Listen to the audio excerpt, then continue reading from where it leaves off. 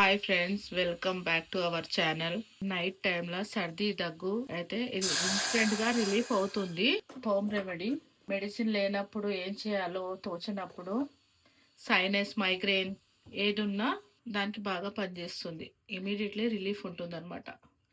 Water boil అయ్యాక ఏం వేయాలో చెప్తాను. కొద్దిగా వాము, 2 లవంగాలు, సొంటి పొడి లేకపోయినా అల్లం ఉంటే అల్లం వేసుకోండి. కొద్దిగా సాల్ట్, కొద్దిగా మిరియాల పొడి బాగా మసలనివ్వండి. కలర్ చేంజ్ అయ్యే వరకు. కలర్ చేంజ్ అయిపోయింది.